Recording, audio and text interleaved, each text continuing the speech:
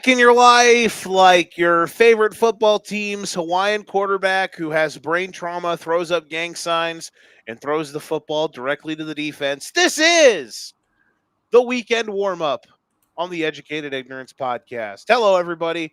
Thank you for hanging out. Smash the like, smash the subscribe. We really appreciate you hanging out with us. Follow us on all our platforms. This is the Educated Ignorance Podcast. It is the weekend warm up. I, of course, am your host, Joe the Showwinkle. Joining me, as always, is the man himself. His legs hurt. My back hurts. We are old and washed. It is Danny from Gotham Gambling. Hello, my friend. What's up, man? How we feeling today? I'm Look, dying too. Figure that out. I feel like I've had a low-key head cold for 2 weeks. I couldn't feel my right arm half the day because I have like a pinched nerve in my back. Did you just accept death? Were you just like, all right, this is how I die? Like, No, I'm get stubborn. the will and testament ready. I'm like, no, I'm not ready to go yet. I got football. I got a game to cover tomorrow. Let's go. Well, I got stuff. Listen, man. What a perfect way you could have went with Tua and Mike McDaniel letting you. They could have been your pallbearers. The way they're just going to let you down one more time. Exactly. They always find a way. Listen, here's the thing. When you're a fan of the Dolphins like me, it's fun to be able to be unemotionally invested in that godforsaken team because, yeah, man, it's a blast to be able to watch them and have none of the consequences when they lose. If only I could do that for the Bears. Maybe one day. All right. We want to thank again, like we said, everybody hanging out with us. We've got a great show lined up for you. We're going to talk some stuff. We got rants to get to. We got Hall of Fame, Hall of Shame, $100 picks, week 5. We're going to try to win some money this weekend. Do us all a favor. Whatever platform you're watching this on, like the video, share it, subscribe to our YouTube channel at For Frequency's Sake, and go to our Substack. We got amazing content we're putting out all over the place. All the guys are doing it, from the Golden Tickets show. Danny, Don, Steve, Kev, the likes. They are pumping out great content. CZ and Nick from Card Subject to Change, the Football Lounge, being Brinksy from Educated Ignorance. We got a lot of great stuff over there on the Substack page, forfrequencysake.substack.com. And make sure to tune in on Sunday this week, Sunday morning, of course. Sunday morning for Fantasy Sake, get your NFL day started. And then we wrap up your day with the Educated Ignorance Podcast, myself and Nick Brinks, on Sunday Night Live on multiple platforms. Okay, that was that. Let's get to it. Daniel, start the conversation. College football weekend last weekend was interesting. We had some really good games. College football so far has been on fire. Where do you want to start as we warm up for this weekend? I guess I'll throw a couple games out here for you, and let me know which one you were more excited to see this weekend. First one here, you more excited for Auburn, Oklahoma, or are you more excited for the Michigan-Nebraska game?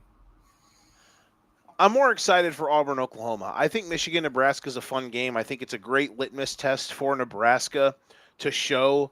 Like, I think this is their opportunity to really be like, hey, like, they need this win. This is their moment to be like, all right, let's arrive, kind of, sort of, under Matt Rule. But I just think that the Auburn-Oklahoma game is more intriguing because if Auburn, listen, I think Oklahoma's going to win. I think Oklahoma's the better team. But I think Auburn is better than Michigan, so I think Auburn's going to be able to give. And listen, it's nothing against Bryce Underwood. I think Bryce Underwood is a mutant. I think he's a superstar. He's better than Jackson Arnold. It's just that Auburn's team is way better than Michigan's is. I think they're going to give Oklahoma some fits, but I think this is also a matchup problem as well. But if Auburn does win this game, then we have to like legitimately take them seriously as a playoff contender. I think Oklahoma's going to win. I think Oklahoma right now is the second best team in the SEC. You could argue and say the first, though. After last Saturday, I have repositioned a lot of my opinions on the Georgia Bulldogs after that win last week because I didn't know that they had that in them. The winning the way that dog they did in them. Yeah, especially their quarterback. I did not know. last week was me doing my Shaquille O'Neal, Gunnar Stockton. I apologize. I did not know you had that in your game. But I am more. I say all that to say, I am more interested in Oklahoma Auburn because Auburn's got a chance to really show up. And Oklahoma with another opportunity against what is a good team in Auburn. Uh, if they can win and keep them at arm's length like they did Michigan the entire game, I think that shows what they can really be at flexing their chest at home in another big spot. Okay. And the next I one also here. I also love me some money line Mateer, man. John Mateer is prime. He is must see television. And the next one here, I got 3 games. I want you same thing. We just rank them from most excited to least. It is South Carolina, Mizzou, Arizona State versus Baylor, and Florida versus Miami. Florida, Miami. Oh man, I'm gonna say South Carolina, Missouri is number 3. Lenora Sellers might not play. He's 50-50. Although I will say Missouri, Bo Pribula, their offense is on fire. Eli Drinkowitz, their running back is a demon. Harvey, I think his last name is. What a dog. Number 2 is Arizona State Baylor because that's a very important game in the Big 12. We know as of right now, we know that Utah and Texas Tech are the top 2 teams in the Big 12. Baylor and Arizona State are right below them. This is a very important game to stay within that range. Arizona State obviously lost in Starkville against a Mississippi State team that has taken a lot of strides, but also Arizona State is worse than last year. So, I mean, that'll be a very interesting game. Very great quarterback game. Sam Levitt and Sawyer Robinson. That game will be exciting to watch. And the number 1 is Miami, Florida, just for the fact of both coaches are dumb, and they will how long if Billy Napier and Mario Cristobal were in an escape room, how long would it take for them to get out of it? With the door already open. Exactly. The first question in the escape room is, what do you do when it's 4th and 1 and you're on the plus 25 in your opponent in opposing territory? What do you do? And they're just stunned. They don't know what to do. They're sitting there trying to do hieroglyphics for an hour. It's the ultimate wouldn't it be hilarious spot, because if Florida wins, it's just an ultimate LOL game. But also Miami has a chance to really end Florida's season more than it already is ended. Well, so I'm with you on the South Carolina one. I think for me, especially if Sellers is out or if he is in, I would worry about how close to 100% he is. And at this point with South Carolina, I know I was super high on them in the offseason, but dude, like, they're not showing anything to me that makes me think they're anything close to what I thought they could be. And I just don't think I think they would have gotten blown out last week even if Sellers didn't get hurt. Yeah. I have Florida and Miami as the second, just because I think. Actually, no, I'll lie. I'll put that at number 1. I think Baylor, Arizona State is a big one. I'm not as closely followed into like Big 12 ball, but I think this game has the potential to be kind of like Baylor SMU, where we could just see both sides. We could see a game where it's 10-17 and it's just this ugly, nasty, the offenses can't get going, or we could see this game where you get a notification of Baylor 70-yard touchdown pass and then Arizona State 85-yard touchdown run, like back-to-back plays. You got to lock in, man. Big 12 football is fun. Big 12 football is great. I know. I'm never home when it's on is my problem. And then I always watch it. Every time I watch it, it's always fun. I got to start watching more of the replays and get a Saturday off. So for Florida, Miami, it's not that I'm excited for it. I'm curious. If Carson Beck comes out here and makes Florida his bitch, right? Like, let's put in the hypothetical, like this offense looked like it did against LSU, and Miami puts up enough points to make this game look really ugly. How short is Billy Napier's leash? the rest of the season.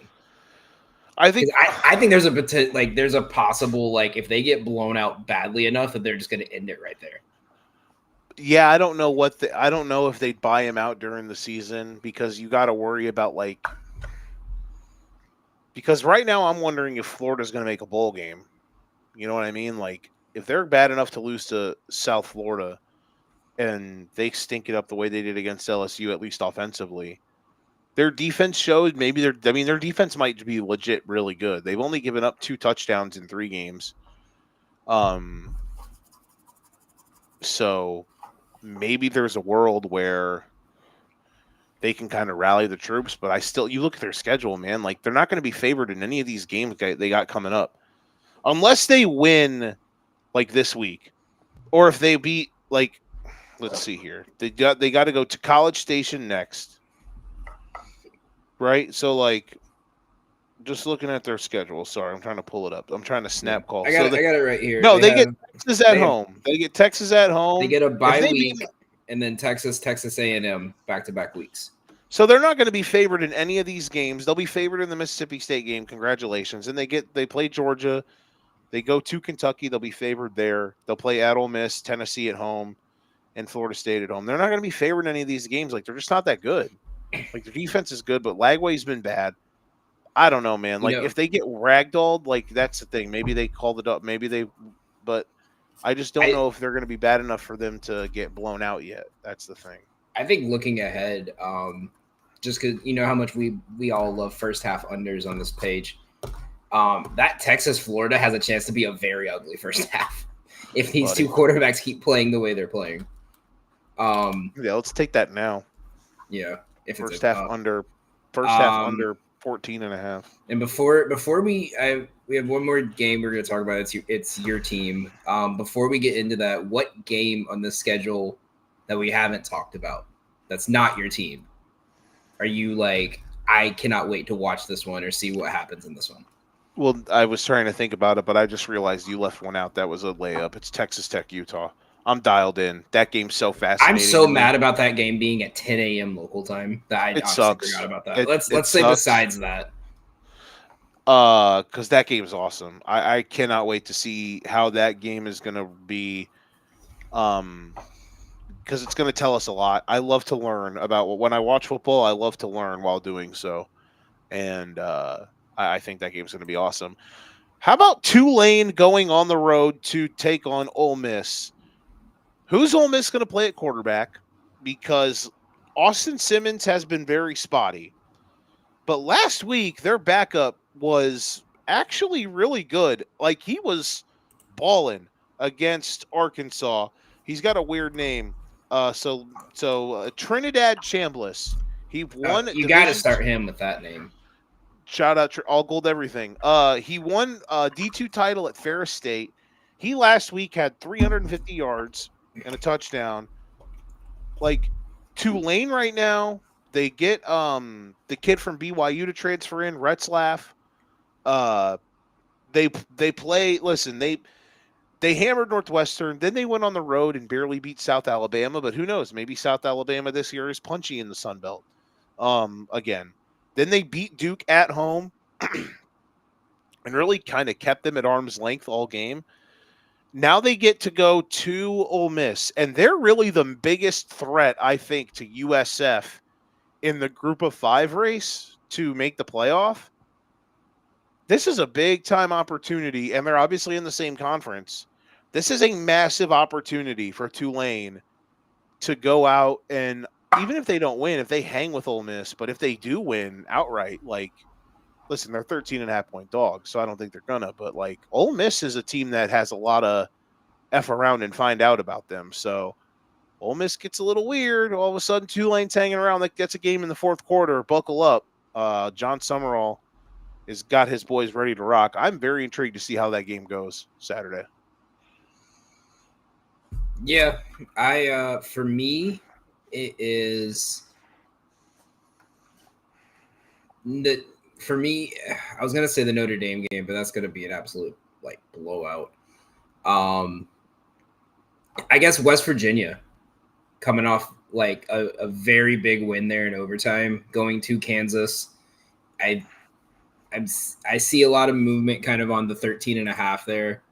And I always worry about the, big win, rivalry win, and then you have to go on the road the next week. How are you going to do? So I'm really curious to see how they, we talk about how they respond after a blowout. How do you respond after beating your rival in overtime? Mm-hmm. I've got a weird one. It's one that's, listen, the spread's 28.5, but this is a revenge game. The Vanderbilt Commodores. Vanderbilt, how serious are you? Because Vanderbilt is currently ranked 20th in the AP poll. I think they're legit really good. What they've been building there over the last couple of years, Diego Pavia obviously is he's America's sweetheart. Shout out to his mom.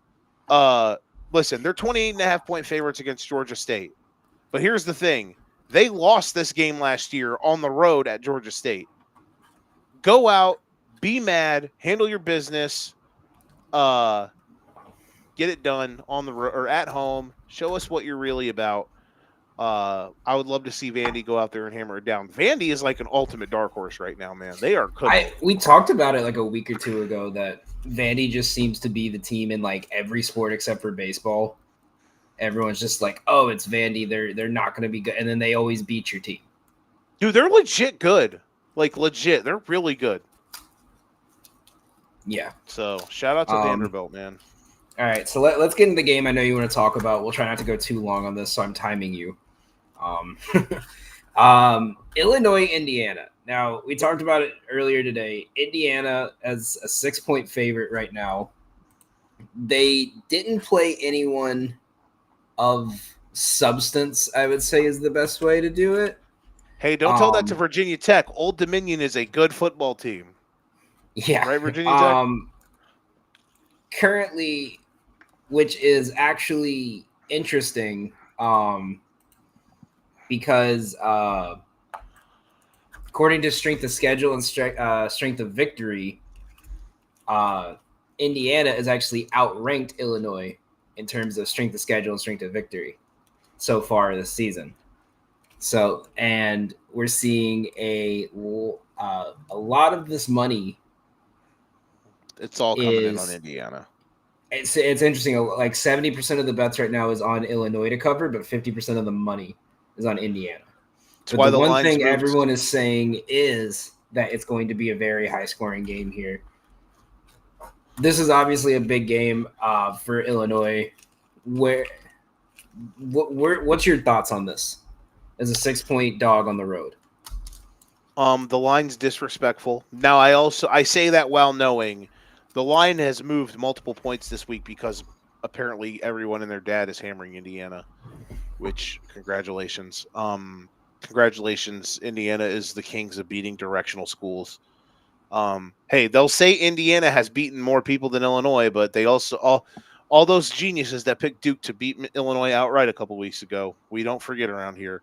Listen, at the end of the day, this is the biggest Illinois game.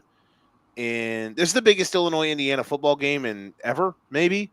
This is the biggest Illinois game with like legitimate stakes in a long time. Because like last year, they started, I think, 4 or 5-0.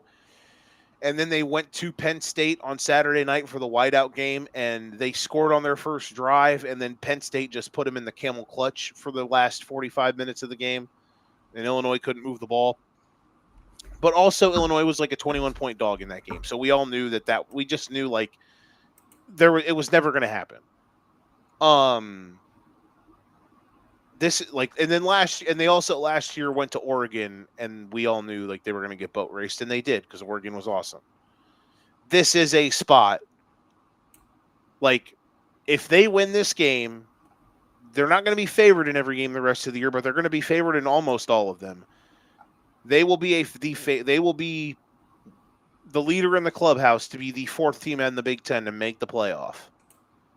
And the same goes for Indiana. If I'm being honest. That's why this game has so much meaning for only being a Week 4 game. At the end of the day, I think the offenses could shine here, but give me the better coach, which Brett Bielema is the better coach, even though we love Sig smoking it through the filter. Give me the better quarterback. Give me the better team with more experience. Guys have been there for more years together. They have better players. Give me Illinois. We don't need the points because they're winning it on the field. Illinois is winning outright on Saturday night. Yeah, I feel like the like Indiana is starting to leach into that territory.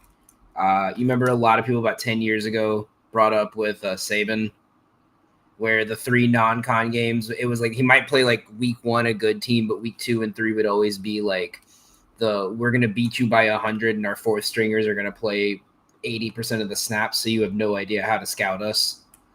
And I think he's leaching into that territory because I think they even showed like their schedule like the next 3 years, and like none of these teams are even like a top 100 team.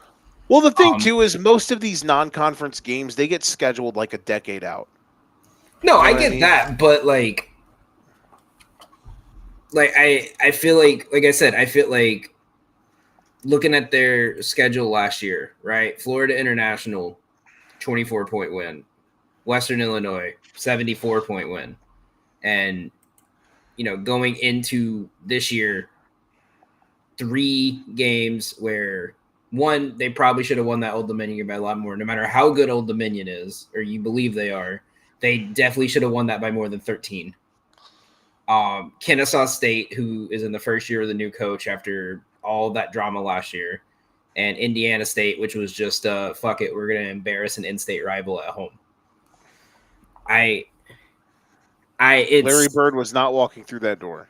No, I want to Indiana is on this bubble with me where before I give them any kind of like flowers, I want to see how this team does with a competitive non-con schedule. You know what I mean? Like if these were like, oh, this was, a team last year that was, the second best team in the American Conference. Okay. And you beat them by 40. Okay. I'll say, okay, I might be able to put you personally in that tier with like the top teams to put you as a top 10, but beating 3 teams that are not going to even sniff their conference tournaments. And no, for me, no. That's all I have. I haven't like I said, until I see a better schedule from them, I don't want to like all the people look at the numbers and say, oh, they're the 6th best defense. They've only given up 7 points per game this year. Okay, well, yeah, they played you and me. They played roast beef Tech. Yeah, exactly. Like, cool. Those numbers look cool when you're, that's what you do when you're trying to get your guy the Heisman in college football and you're beating FCS East 70-0 and you keep him in the 4th quarter. But other than that, yeah, I don't have anything else here. I actually have one question on college we can cover for a couple minutes before we go on. We were going to bring this up last week until we had technical difficulties because we had a couple of them last week and we have a couple of them again this week. In-state or non-con rivalries should they be put at the end of the season every year? Because I hate these non-con in-state rivalry week 4 matchups. So like the Apple Cup and the Civil War being played this week? Yeah, I would rather see them at the end of the season because I think Steve brought it up on the show before. These games are best when it can decide your opponent's season. Mm-hmm. Week 4, if Washington blows out Washington State, it's not going to mean as much as if in week 13, Washington State, their season may be over and they could potentially ruin Washington's season. Mm-hmm. You know what I mean? Or, Bama Auburn's a conference game they always put, but like something like that where a loss at the end of the season to this rival could knock you out of a bye week or knock you out of a home game for the college football playoffs. I don't think you're wrong. I don't think that's a crazy bad take. Because sometimes I don't hate it, but sometimes I think too, like the fact that because Florida and Florida State play in the final week of the year. And they're non-conference, so I don't hate it. Georgia Right. Tech. If you're in those, that's what I'm saying. Like, but that's the thing. Think about it. That game last year, that 7 overtime game, affected Georgia, whether they won or lost, because you just went to 7 overtimes against a team you were what, 10-point favorites against? At least, probably more. You like. I mean, when there's ones like that where it's there's multiple there's the Miami, Florida State. Cool. Pick one at the end of the season. Because, like, could you imagine if Florida played how everyone thought they were, and Florida playing Miami into the season? We could have the narrative of, is this Billy Napier's last game? Is this DJ Lagway's last game before he might transfer or something? Versus Miami, and it could end Carson Beck's chance at being a top 4 playoff team. It could possibly knock them out of the ACC championship game or something like that. And with a loss here, like, the stakes are much more higher than they are in week 3 and 4. Mm-hmm. I'm with you. I don't hate that take. All right, you want to go to some NFL now? Do you want to do your Hall of Fame shame first, or do you want? Yeah, let's do that. Let's do that. Who's your Hall of Fame for this week? I have my Hall of Shame ready. I think I was. Hall of Fame. I've got mine. If you want me to go first, go ahead. I think you're gonna steal mine, but the one I'm thinking of. But go ahead. I don't think so. Marcel Reed, Texas A&M quarterback. A lot was questioned about what we thought his game could be.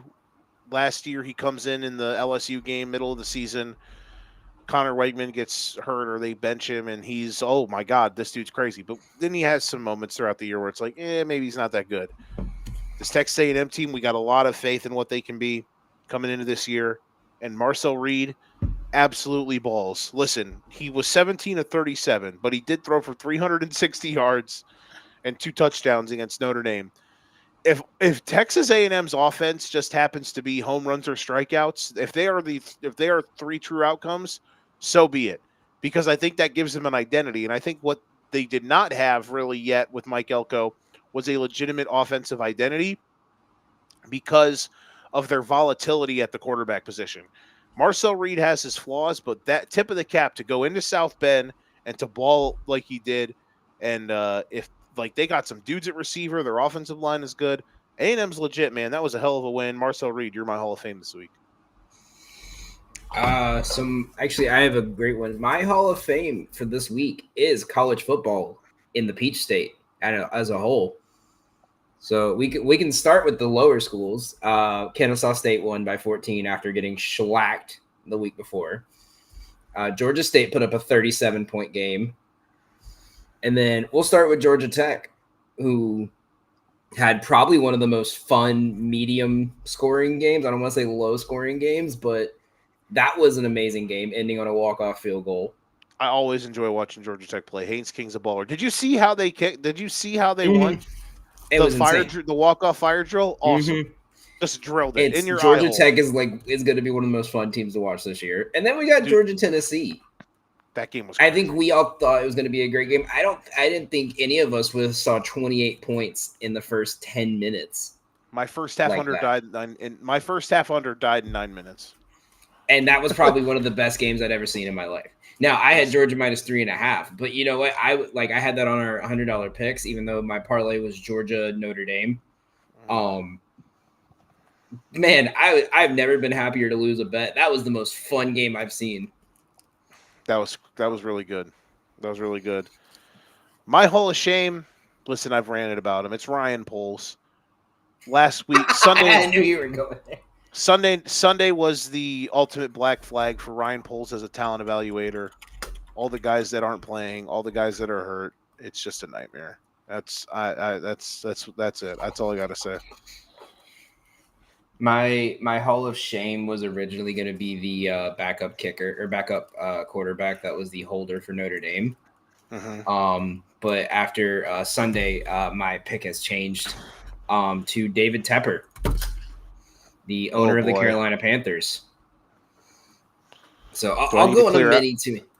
So we can start with the, as much as like I know everyone has varying opinions on Bryce Young. I'm not officially ready to say go draft us a new quarterback and let this man find a job as a backup until Kevin O'Connell somehow turns him into the greatest quarterback of all time for 6 weeks, and then he gets a $50 million deal like Sam Darnold.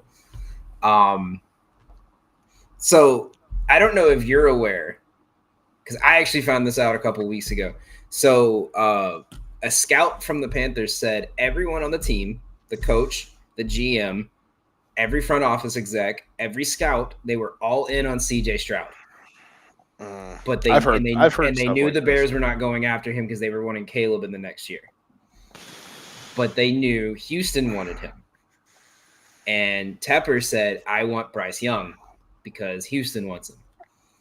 And they said, no, that was stupid. And he said, cool, I'm firing everyone and I'm not hiring anyone else except for the people that want Bryce Young. Trade for the pick. They get Bryce Young. And then after 4 games, he gets mad at his coach because he didn't give them a team to put around him. And then they go through the whole thing. Tepper has ruined this organization. He's the most hated man in the Carolinas. I can't even compare him to anyone. I was gonna say a Duke player, but there's still people that like Duke. Like he screwed over a whole town in South Carolina. Got all the investment money to build the practice facility there and then backed out of it. So he's getting sued by half the southwestern region of North Carolina and the northwestern region of South Carolina. He's a piece of shit, and he ruined this team. So, Hall of Shame, forever in perpetuity, henceforth thereof. More legal jargon. David Tepper. Fuck Case dismissed. All right, NFL, real quick. Game that you are most excited for Sunday. My heart wants to say Bengals Vikings because that's going to be fun. Like with backup, we're going to see who truly is the best, but it's not. For me,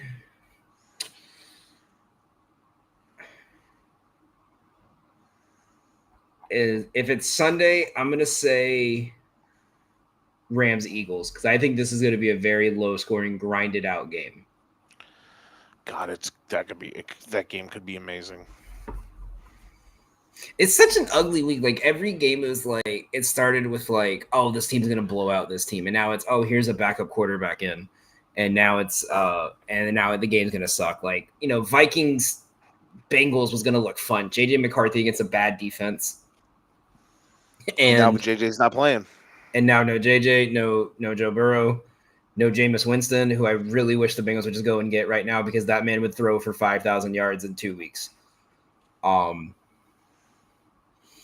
Other than that, the one I'm curious about is Atlanta, Carolina. Because that spread is moving down, and I don't know why. Like, I don't see a reason why. I guess a lot of people are on the mindset of, Carolina beat them last year, but it was the last game of the season. And Bryce Young is a week 16, 17 merchant. And they lost when they played in Carolina. They got beat by 18. So I don't see why this line is moving so much in that direction. So if maybe you can help me find that out. But yeah, I'm interested in that because I don't understand why this line is dropping from 7 to 4 in the last 3 days. What's it at now? I thought it was still 4.5. It's dropped to 4. How about that? It's 4. It's 4.5 at some books at like plus 100. It's 5.5 at most major books. Like Kalshi and Novig have it at 4.5. Okay, so you're don't know why, but 4.5. No, it's just it popped up as 4.5 because they show you the best odds. But I'm looking at the scene. Their Panthers have scored. They're averaging 16 points a game. But here's the crazy thing with Carolina, and I'll let you go after those. You're good. Carolina is top 15 in red zone efficiency. So when they're getting into the red zone, they're not the worst. They just can't play the other 80 yards. Like someone's got to Are the tell Xavier. Carolina, real quick here, are the Carolina Panthers the good stats bad team of the NFL? Like they are the equivalent of the guy on the 20-win team in the NBA who scores 20. The Carolina Panthers are Cam Thomas. Is that a good comparison? Did I Don't just be cook? doing Cam Thomas like that. Did I just cook? Nah, the Panthers are that guy that averages 8 points a game, but his team wins by 30 each time, and he's just the garbage time player. Oh, okay. That's a better one. Yeah. The Usmani Jang of the Oklahoma City Thunder is the best way to compare them. That's good. I like that. Here's the crazy thing. I guess maybe this adds into it. Since last year's I think it was their bye week. Since November 3rd, they have covered 8 of their 10 games since November 3rd. They've covered the spread. The only 2 times they have not covered the spread is they were favored against Dallas the week after Dak was out. And then they were 9-point underdogs to Tampa and they lost by 34. Mm-hmm. But they have covered every spread. Now they haven't covered a 4.5, but only 4 times, but they have covered the spread. So maybe this is just that team is like, it's ugly, you got to hold your nose, but they're going to somehow find their way to get back in it. Mm-hmm. Gut check Sunday is what I'm intrigued about. Steelers, Patriots, both teams 1-1. Aaron Rodgers, big spot on the road. Drake May at home against Mike Tomlin and the Steelers defense that has been bad for 2 games. Winner of this game, early favorite to potentially be a 7-seed candidate in the wide open AFC wildcard race. Gut check Sunday for the Las Vegas Raiders and the Washington Commanders, both teams at 1-1 in a game we will be talking about here later. Gut check Sunday for the Houston Texans on the road against the Jacksonville Jaguars. Houston, what do you have inside of you? That is the question we ask. They're underdogs on the road against Jacksonville, who absolutely gave one away last week. This is a potential watershed moment for the Texans. That one is going to be very interesting to me because this is also the first good defense that Jacksonville has faced. Correct. And not only that, you got to think Jacksonville's pissed after their defense let that happen. But Houston just let Tampa walk the length of the field. Mm-hmm. While CJ Gardner-Johnson was trying to talk shit to a hurt quarterback and then got punked. I feel good about my Buccaneers to the Super Bowl pick, but then realized that their offensive linemen currently have the plague and they're all dying left and right. So Tristan Wirfs, please come back soon. Gut check Sunday for the Kansas City Chiefs on the road in New York. They are 6.5-point favorites or 5.5, depending on where you look. It is an absolute must-win. It's maybe the most important regular season game for the Chiefs ever in the Mahomes era. Has there been a more important game that they played in the regular season that they legitimately needed to win or else? I don't think you can argue that there has been. Because even all those games against like Buffalo or Baltimore, they lost. Didn't mean the end of the world. You lose this game, you might be bad. They have to win. So gut check Sunday. So I got a gut check for you too. It's not a one. Let's hear it. I think the Detroit Lions. This is a gut check game for Monday. I don't know because this is why. This is why. Yes, they're both 1-1. You know, I talked to you about luck factor where it's like, you know, the last second drives wins the game when like the one bad play. You got curb stomped by a good defense. Week 1, right? And then week 2, you had probably the most emotional game you'll have all year. It's the offensive coordinator. It was the offensive coordinator who led you to where it helped lead you to where you're at in his first game against you. And you know Dan Campbell had them fired up, ready to go for that. Yeah. Okay, so now you proved that, okay, week 1 might have just been a bad game. And you curb stomped a team that in reality, I don't think you could say they would have curb stomped them, but I would say I think I had them winning by at least like 9 or 10. Like if that game had finished 30-20, I wouldn't have been mad. I didn't think they were gonna win like that. But now you're on Sunday Night Football on the road in Baltimore, who had a very ugly game, and they got to prove they're not that they're actually what people think they are, because you The lose week weirdest one and then 41 to you got 17 win ever. bro, it was the ugliest looking game, and then it was just like, okay, like it was like Cleveland was like, okay, we put a scare in you, don't underestimate us. Now you can have the game. It was like 13 to 10 in the third Derrick quarter. Henry had 4 yards at halftime. Dude, what a that was a weird ass game. But They ended up blowing them out. He ruined so many slips Sunday. But I think that's a gut check game, because now you're 5-point road dogs on Monday Night Football, which I think we can agree has been very weird and dramatic so far this year. Very. Because we've had, 2 walk-off wins? Now? Pretty much. Yeah. Well, not walk-off, but like comeback. We've had 2 under 4-minute game-winning drives. Here's what I'll say. It's not like gut checking the fact if they lose, it's over, because Baltimore might be the best team in the league. But I will say, it's if Detroit goes out and just gets pantsed, then it's like it's gut check, because you just beat a team who's not at playoff level yet. No, you got your ass kicked by a team that is in the talks of Super Bowl contending now that they have Micah Parsons.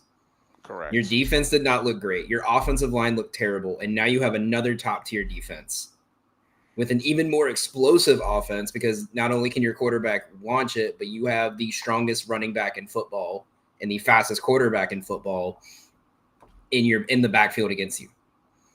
So this is your can you hold your own, and week 1 was a fluke, or are you just not that team yet? Or not that team this year? That's I don't hate that. I don't totally agree, but I don't hate the idea there. I don't hate the idea. My last quick NFL take: are the Packers on wagon watch? They are 2-0. They have covered both spreads by a decent amount of points. Basically, when I say a team is a wagon, I am referring to them covering every spread known to man. If Green Bay covers 7.5 on the road against Cleveland, are they officially a wagon? Are we putting the Packers in wagon watch? No. Micah Parsons is going to decapitate Joe Flacco. Did you see him trying to courtesy run after his interception last week? Yeah. It looked like a man who was like running to take a shit. Oh, listen, I'm just saying. No, I was trying to put Oregon on wagon watch against Northwestern. It can be against bad teams that you become wagon certified. The wagon knows no limits on what a team is good or bad. We just care about you covering the spread. Here's my thing with Green Bay right now, looking at their schedule. I think a lot of people are going to put them on wagon watch, but this is their schedule the remainder of September and October. Cleveland. Then you have at Dallas on Sunday night. Oh boy. Buckle up. Which, if they don't win that game by 10, I would take them off wagon watch. No, that's the thing. Wagon watch. And then you are a wagon after your bye. Cincinnati without Joe Burrow.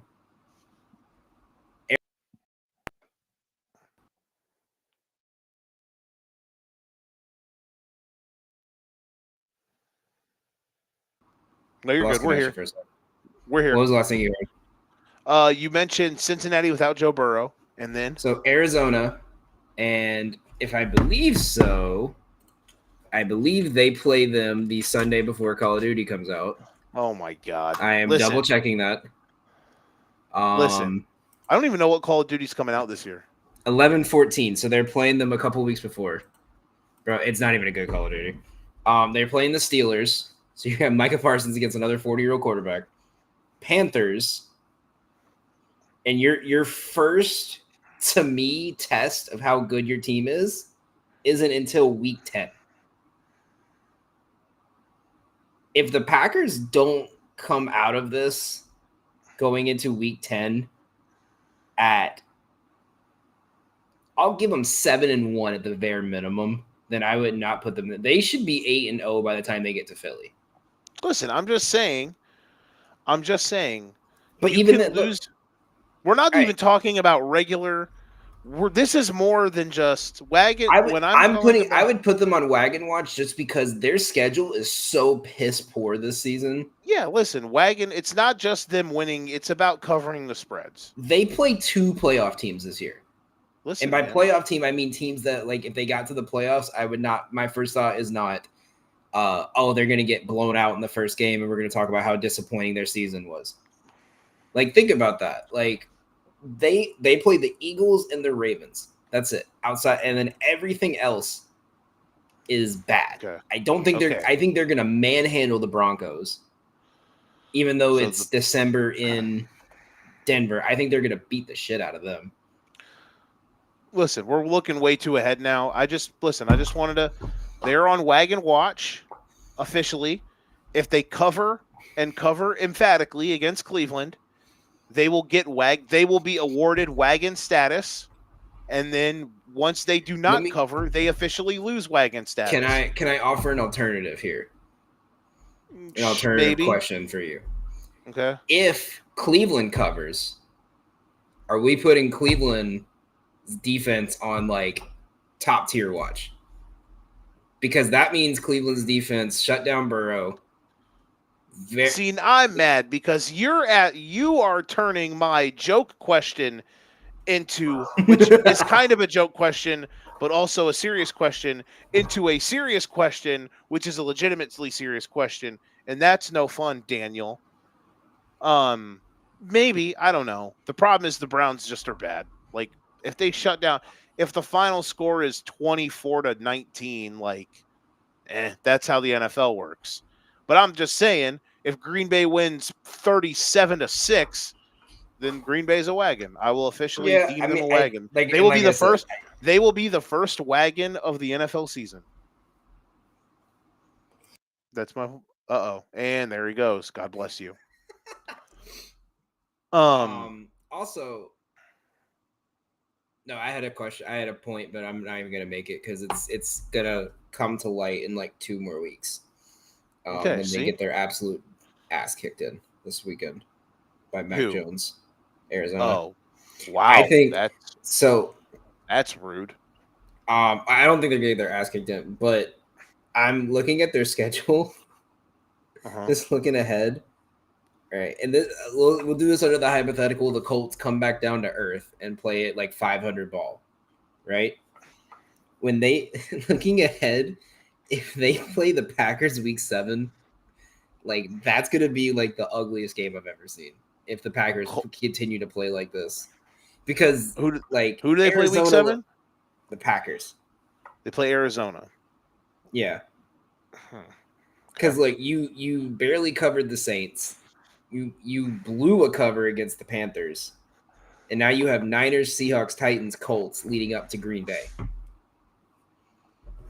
Hey man, listen, can this team keep this level of like barely staying alive and covering play? That's how the NFL is, though, man. The NFL games are close. It's hard for NFL games to be blowouts. No, you're right, but 6.5 point favorites. Look at tonight. Look at tonight. The Dolphins are the worst. Like, I think that's prime time. That's a Thursday night prime time. They're always like this. Yeah, because they're on 3 days rest. Listen, yeah, I know. I know. I'm just saying, like, this is a year that we're gonna hear the whole like Kyler Murray fell off in October because that's when Call of Duty comes out take again. And it's not going to be Call of Duty this year. It's that they have a weak ass and a lucky ass schedule to start the year. And then right around their bye week, they're getting hit with the shit stick. Well, listen, you're poo-pooing on a future play here. So I don't like your attitude. I need you to change your attitude right now. We took the under on them. Like as a team? Yeah. No, I'm just saying versus this weekend. That's all. I just need you to vibes it up here, okay? I think they lose this weekend too. I think Mac Jones puts something together. I am disappointed. Anywho, moving on. Is it time for the 2-minute drill? What else do we have besides 2-minute drill? That was it. 2-minute drill. and then $100 picks. I feel like we We had were something else. we were out here doing the algorithm. No, we already did Hall of Fame, Hall of Shame. We're out here discussing live. Well, we're not even live. We're recorded. We're out here. They don't know that, Joe. They might just think we're in a very dark room. Now it's ruined. Now the surprise is ruined. Cancel the show. Listen, I'm Um, sorry, guys. We're just glad that this one's hopefully going to I get put did out. have one more question for you on a team. I guess it was for last week, but I guess my question kind of got answered this week.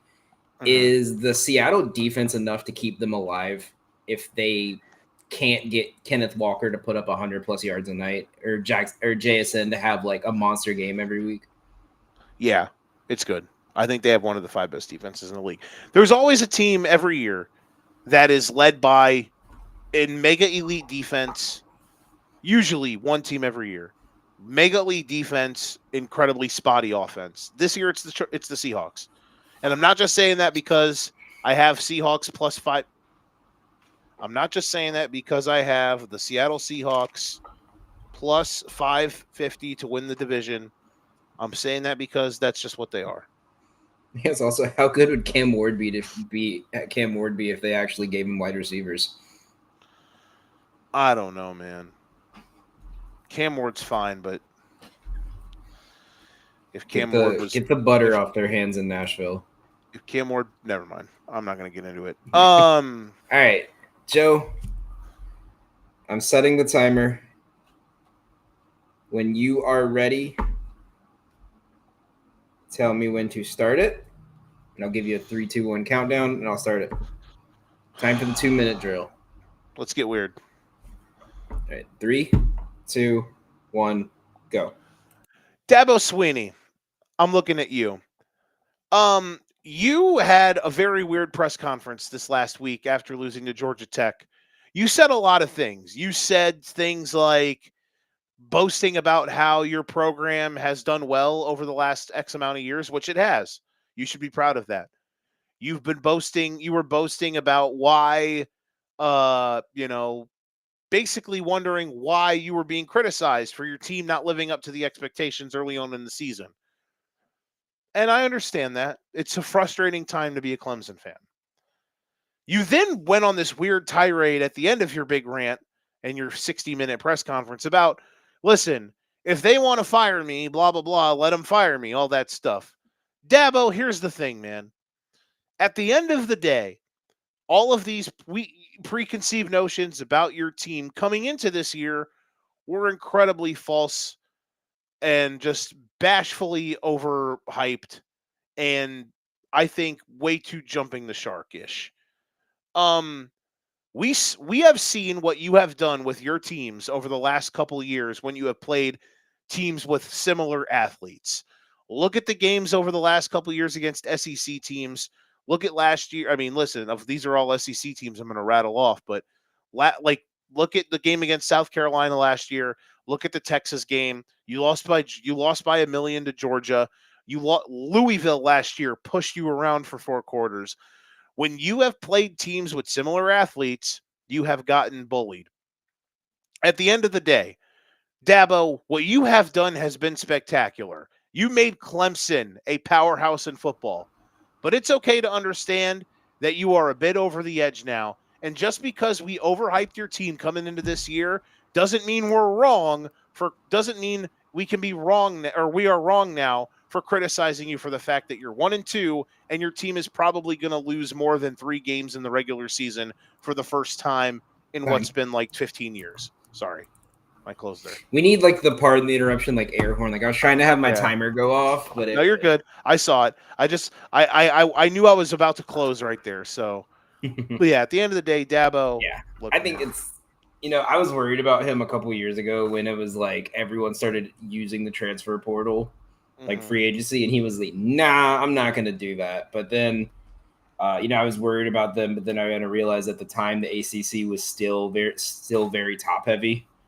And then now that the AC is balancing out, it's like he's under the pressure, and it's such a hard decision for Clemson because it's, if let's say he leaves or let's say they let him go or something, whatever the situation may be, whether it's I don't think they're going to do it for a while, but if they do it, it's not going to be at that level, but it's going to be like Saban. Every mistake they make, it's Dabo wouldn't have done that. Let's go get Dabo back. Give him the money. We'll let him do it his way again. Yeah, probably. Yeah, I know. Like Kidding, but that's the worst part. Yeah. That's It just like Saban, and just like LSU had that happen when Coach O left, when they bought him out. Every mistake Kelly made, Coach O wouldn't have let that happen. He wouldn't have let that happen. He would have made him do push-ups and be out there. I agree with that. I think unless they start, because especially the pedigree that they have, like these players, if you threw the money at them, these players would go to Clemson. You don't even have to go after guys that might transfer again. Go get like 2 guys in their senior season that are like about to go to the draft. And I respect how they've had your stats.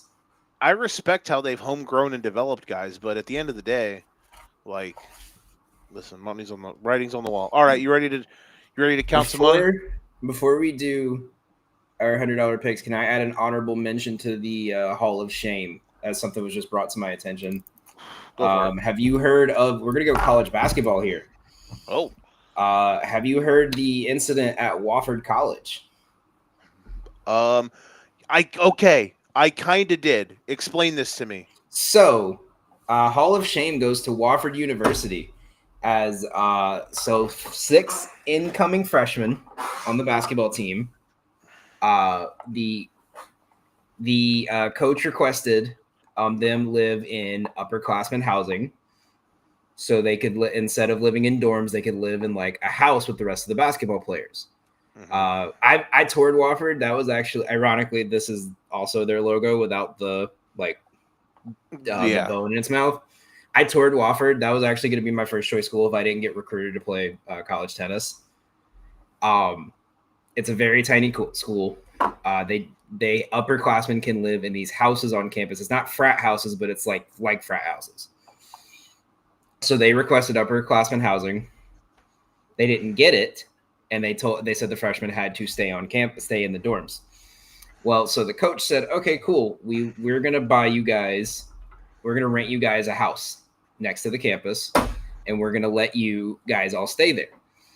Well, while they were doing that, they were using their on-campus meal swipes, because if you live on campus, you get it for free. If you don't live on campus, you don't get meal swipes, as is kind of a lot of colleges, which sucks. But so they got caught doing that, and the academic board had the coach fired for this and suspended all 6 freshmen. And the team is protesting because they didn't want the coach fired. Joe, are you aware of the amount that was used that caused the termination? The amount I think I saw. Because you would think with this, it's like they used like thousands of dollars on a meal swipe card, right? To my knowledge, from the tweet that I thought, it was $84, right? 84 to 108 total dollars. Insanity. In the first month of school, and they fired their coach. And now they have to worry about all these players who are not happy about their coach being fired transferring, because NCAA rules, if your coach is fired during season, you have a 30-day window to transfer schools. So now Wofford might lose half their basketball team because they wanted to play for this coach. He's gone because he was trying to help his team out. Why couldn't they have just been like, "Hey man, at the end of the day, wait. What just happened? I think somehow the second part here got hit. There we go. Go back to the top. There we go. Wow, that was weird. Like, at the end of the day, why couldn't they have just been like, "Hey, what you did here was wrong, and we're gonna just stop. Like, somehow we get paid back." Like, just crazy. The coach is making like $100K a year. Just be like, "Yo, just give us $100 back. Like, we're gonna dock your pay for a month." Like. And then, like, just cancel their cards and give them new ID cards that don't have it. Because at the end of the day, like I worked around Division I athletes when I was doing some work at Penn and at LIU and Wagner and stuff like that. They didn't use the fucking cafeteria. They had shit catered for them. They had they didn't have the money. The coaches, they go after practice and there's like a buffet in the locker room for them. Like that's how it worked. Like it's stupid. So honorable Hall of Shame to Wofford University because you're trying to make low D1 basketball relevant again. Your team was good, decent last year, if I remember right. Right, Wofford wasn't the worst team in their. I remember they're what the Sun Conference or something. I think they're in They're the not A Sun Sun. though. Yeah, Yeah, they're in the the Atlantic Atlantic Sun. Sun. Like, shame on you, Wofford. Yeah, that's bad. Yeah. All right. All right, $100 picks. I will let you go first because I've had a busy day and I think I only have 2 picks in, and I'm not about to put $50 on 2 picks. So Let it rip. I am. You just want to catch up to me. That's what it is. I think I'm like 1 for whatever on NFL picks through 2 weeks. So I have the sheet up. Would you like me to? Please Yeah, tell me how much in the hole I am. Okay, so last week was a very rough week for you. I know. You want full transparency? Or you just want the money amount? I know. I think on my 8 picks last week, I think I might have went 1 for 7 or 1 for 8. Joseph, you last week were 1 for 7. Your only win was Miami minus 17.5. I know. We talked about that hook with Nova Penn State. That was rough. Brother, that's the Can we acknowledge how great of a catch that was, though? It In like was triple coverage, Odell Beckham that shit. I was more mad at the fact that like Penn State coasted for 3 quarters and then then put up 38 points in the fucking fourth, yeah. And then DJ Lagway throws 5 interceptions and they still almost cover. Like, bro, kill me. So, Joe, you were 1 for 7. You were down $65.83 last week. It should be known. It should be known. Half of the inevitable parlay hit. Bud Crawford did beat Canelo. I told you Chiefs were not winning that. I just wanted to. I was like, who are 2 underdogs that are always going to be underdogs? I bet on the Chiefs and Bud Crawford. So with that, shout out Bud Crawford. You are now down $105 for the year so far. It's okay. You weren't bad week 1. Week 2, you didn't do the worst. You the where you got hooked was your 2 big money plays. Week 2 lost, or one of them did. And then that's it. So I, on the opposite hand, went 5 and 3. However, as I stated to you, I'll state on the record, I fucked up because I was so tired last week, and I only put $90 down instead of $100. So I was thinking of a way to make it fair, and actually I lied. I went 6 and 2. And to make it fair, I taken a $10 penalty and putting myself. I lose $10. So I was at 38.97. I'm now at 28.97 for last week. I am currently. I'm back in the green after a very rough week 2, where I was down 30. I'm now at plus. I'm $6 up, so I'm $112 ahead of you right now. You know what? I had to mention. That's fine. That's fine. It's a long season. We're here. I'm here for all of us to win. With that noted, let's get it started. $20. We're coming out big. College football. Nebraska. I'll take the points, even though I think they're going to get it done on the field. Nebraska plus 2.5. $20 on Nebraska. We already talked about Florida, Miami. What do we love the most here, Daniel? What's one of our favorite plays? The first half under? You're goddamn right it is. Florida, Miami, first half under 26.5. $15 on that. And then our last college football play. We only have 7 picks this week, by the way. We're scaling back slightly. So we're just to note. Iowa Rutgers under 45.5. $10 on that game. Under 45.5. So those are our 3 college picks. Do you want to put your college picks out, or do you want me to keep going? You can keep going. You can keep going. Right. We have 2 spreads, a parlay, and a exotic in the NFL. We're going back to the exotic well because it would have cashed if it wasn't for that dumbass Steelers-Jets game in week 1. First, the spreads. We are going to take the Cardinals plus 2.5 because Mac Jones should not be favored in an NFL game unless they're playing a team like the Saints, which that made sense. But they're playing the Cardinals, who are a real team. And I don't care that the game's in San Francisco. The Cardinals should be favored. They're plus 2.5. We're putting $7.50 on it. Also, we're getting now while the getting's good. There's a world where Jaden Daniels does not play on Sunday, and the line has not adjusted yet. So because it has not, we're locking this in now. No matter if this changes on tomorrow, Sunday, whatever, we are locking this pick in right now. Raiders plus 3.5 against the Commanders, $7.50 on it.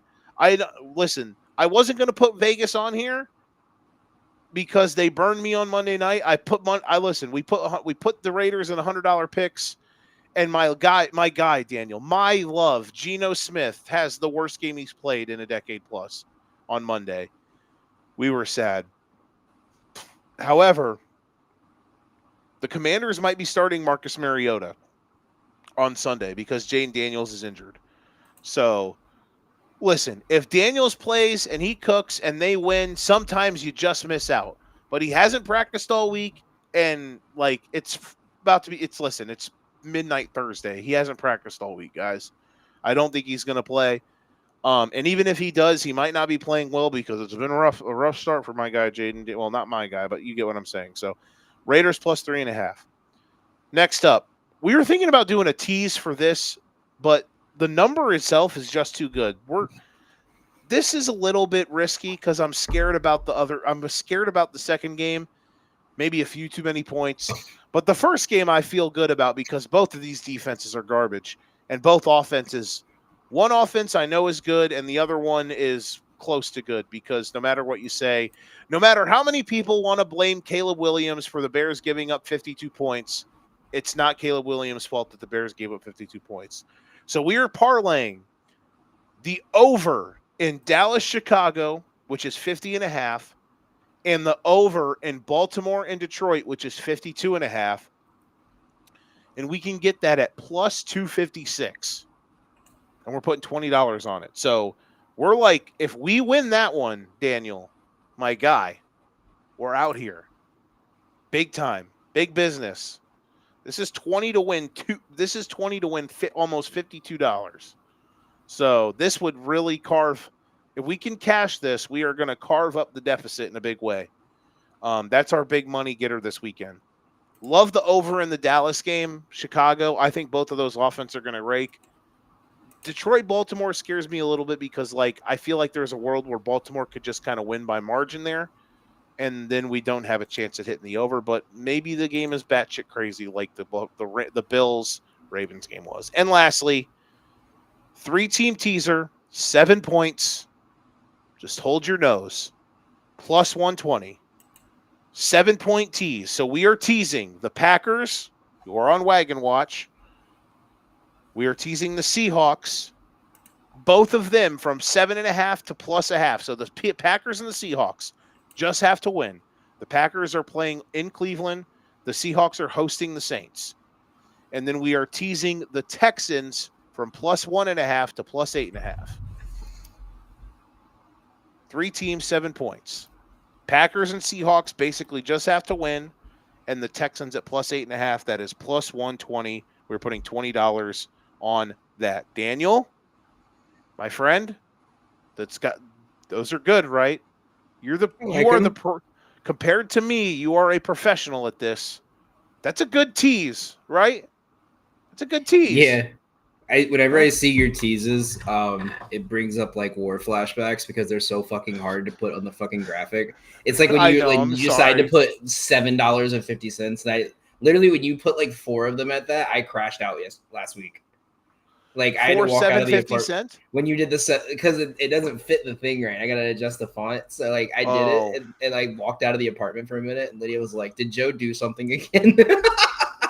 Again? Oh my god! Because you did it before, and I was so pissed because I couldn't get it to work. Sometimes you got the math, bro. The math. I'm sorry. Yeah. All right, so I will start with some soccer action since soccer is back.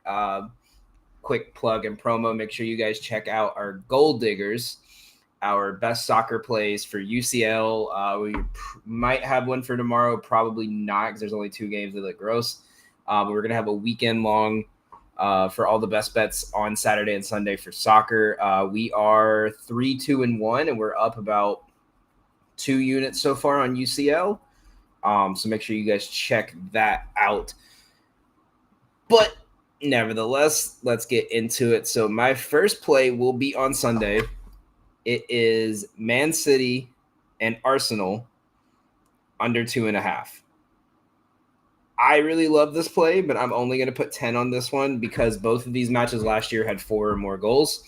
Arsenal last year, after they played in UCL in the Champions League, whether it was league phase or when they were in the league phase, their I think 8 of their 9 games after went 5 or more goals. But this situation is very different. Arsenal did not play 6 of their main 11 players last week, or on Wednesday or Tuesday, and they dominated in a game. Now they have Man City. This game is going to be very big because Liverpool is now ahead of them. Man City is close with them. So a loss here to Man City could really hurt them. I know it's still early in the season, but it could hurt them. They're 3 points ahead. So a loss here would put them in the same spot. So I'm going to bet, especially with Tottenham playing a weaker game, all the teams like right below them are playing weaker games. So a win here is kind of a must for Arsenal. Usually when a win is a must for Arsenal, it means they're going to score 1 goal and they are going to play the most boring game of soccer you will ever see in your life. It looks like when you play Madden and you're up 10 and you're really scared the other team's going to get the ball and win, so you just do chew clock for the entire fourth quarter. Like, it looks like that. So also a bit of a system here in play. When they play any of the big teams, Manchester, Chelsea, Liverpool last year, the unders hit in all competitions, under hit 70% of the time. So I'll take under 2.5 at plus 105 for $10. The next one we have here, I don't think that's the thing. I'm doing these live, so I don't have my research time. Fuck it. We'll be a man. We're gonna go to college football. So I do have one college football play. It's a 3-team money line: Miami, Cal, and Southern Alabama. All 3 to win. Who's Southern Alabama got? The Chanticleers. Oh, that's a good one because they are bad. All Coastal 3 to win. Stinky. Minus 123. That's not bad. For $15. Actually, let me see if I have better odds. Is the line in South Al and Coastal less than 2 scores? It is 14.5. That's wild. They're minus 630 to win. Cal is minus 490, and then I got Miami at minus 330. Coastal's like bad. Like, yeah, possibly one of the 5 worst teams in college football. Bad. Yeah, I'm really interested in how that one is going to play out. Looking at some other games here. I don't want to take it, and I might not because that looks kind of gross. That's the problem with me not having time today. This is my friend's fault. God damn it, Mark. This is how I carve back at the deficit. Yeah. I'm gonna take Baylor to win straight up, minus 125 on MGM. That's not bad. I think emotions are riding high after last week. I think they might struggle, but I think at home in a Big 12 matchup, I think they have to come out of this with a win here. So I'm going to trust them here. So we're at 35. All right, now we're going to get in some NFL action because I have not had time for my college. First one I got here is I sent this to you the other day. I'm going to take the risk on Atlanta, and I'm going to take Kansas City money line. It's minus 106. I'll be a good friend, and I will help you out here on this one. So if it loses, because Carolina inevitably is probably going to be the reason I lose this, we can blame. You can thank Bryce Young. $35 on this.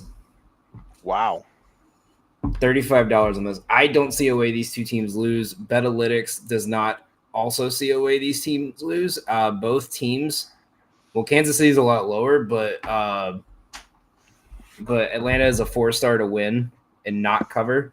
So I'm gonna back the money line here. I think Atlanta's defense isn't legit, but it's good. Like they've leveled up, and I think they're going to own the day more than the Atlanta offense. And I think there is a definite game script where the Chiefs are in a dicey game, but I just don't know how the Giants are going to score enough. Now, granted, the Chiefs' defense is not as good as it has been, but I just don't know. Like, Russ was bad week 1. He threw for 500. He had like the best game of his life last week. Water's going to find its level. He's going to have a couple dumbass turnovers. Chiefs should be fine. I like it. Then we're going to take under 44.5 in the Rams-Eagles game. We're going to put 10 on that one. This line was 46 2 days ago, and it dropped to 44 as soon as the Sunday games finished. The line moved too. Like it was from between Monday and now, the line's dropped a point. These two defenses are good. The only worry I have is the secondary of Philly, but I think they're getting better. That's the thing, actually. I think the Rams if Saquon goes for 300 yards again. Yeah. But I think this is a much better offensive line or defensive line than last year, because you got to think this is their second year with this unit now. This is a much better defense from what I've seen. I don't think Stafford doesn't have the help offensive on the line offensively for this kind of a defensive attack. It doesn't matter if you give Jalen Hurts time in the pocket. He's for some reason not throwing the ball past 3 yards this year. That's just kind of his decision. He's too busy making Instagram quotes for people to post instead of learning how to throw the ball past the 5-yard line. Jalen Hurts is so cool. He doesn't care about winning, bro. No, he doesn't. He's so nonchalant about it. Like, he's like, oh, I guess I have a game today. Flips his little imaginary hair. And his hoop earring. Yeah. Oh, man, I'm not hating MJ at a hoop earring. Pete Crow Armstrong's got a hoop earring. I'm with it. Fuck Pete Crow Armstrong. Losers. Go Cubs. Even though they got 1 hit today. Yeah, the most beautiful bet I made in my life. Them losing today? Yeah. I was like, there's no way they come out of that with a win. They were probably hungover. Yeah, against the team that needed a win. Yeah, no shot. Let me see if I can get the alternate on this. I should have done this while we were doing the show. I was too busy being a good co-host and listening to you. Wow, thanks for caring about I'm saying no, I was like, let me do this while I do the show. And I was like, you know what? That's not right to Joe. He's giving good takes. See, we're out here. We're filibustering. I just hope that even though it's over an hour and change, that'll post to all the platforms. Yeah. I'll go through these quick, and I'll find the odds for them later. All right, so I'm at 10, 20, 30, 45, 80. Fuck it. Bijan Robinson, 100+ rushing receiving yards combined. Ooh, I like that. That's good. Let me find the odds really fast as I possibly can, so we can close this out. Because I am sleepies. Hey, listen, man. We're both gonna win. We're going undefeated. We're about to win hella stacks, bro. That's like bad for you if I do that, though. That's fine. I'm here. Honestly, at the end of the day, I want us both to succeed. That's what I'm here for. No, I want to win. Because if you win by a lot, but I also do good, then fuck I'm it. happy. I'll take the line where it's at now. 108.5 minus 115. Oh, you tried to alt line it? Oh, I was gonna yeah, that alt would it have been to gross. 100 because I figured it's gonna be like 176, and I just take the juice. But It's probably in the 200s. because my favorite parlay I've been taking is A Chain, Bijan, and Saquon, and Derrick Henry 100+ rush receiving combined. And it's usually like plus like 275 or something. But last week it lost by Barkley by like 2 yards and Derrick Henry by being ass. Sometimes But that's how it be. I'll take 108 unless I can find it later and you'll grant me the alternate change and take 100+ and a touchdown if I find it at good odds. Yeah, don't get anything that's like minus 230. Yeah, no, if I get that's what I'm saying. Like it would be like a 2 leg parlay if I get that. But that's Yeah, my if you last stay pick. within like minus 140 or 120 or something like If that, it's we're good. below, if I do a 2 leg and it's a higher than minus 120, I'm not taking it. But that's my Yeah. plays. 1 soccer play, 2 college, 3 NFL plays, 6 plays today. Lock We're them back. in. Talking We're those so back. lyrics. I'm about to go 0 for 6, and you're gonna make up all this. You're gonna make up all this ground I got just because I was being a good person and seeing a friend. Look, man, I'm here. If that 20 to win 50 hits, then we're back in business. And I didn't even take that because of the odds. I just took that because I really like that one. Okay. Weekend warm up. God, I hope No. this posts. If it does, like the video because we did it and we're out here. We'll post the graphics tomorrow. On the socials. Follow us on Substack, forfrequencysake.substack.com. Go watch all our shows. We put out great content. If you're missing out if you're not watching us, honestly. Danny, good job by you, bud. No, I appreciate that. This has been the Educated Ignorance Podcast, the weekend warm up. If you ain't got your game, you best pass the sticks. We will see you guys on Sunday morning for fantasy sake, which is closing in on 100 episodes, by the way, all time. For fantasy sake, Sunday morning, Educated Ignorance Sunday night. Be there or be a four-sided object. Have a fantastic weekend, folks. We are out. See ya. Peace.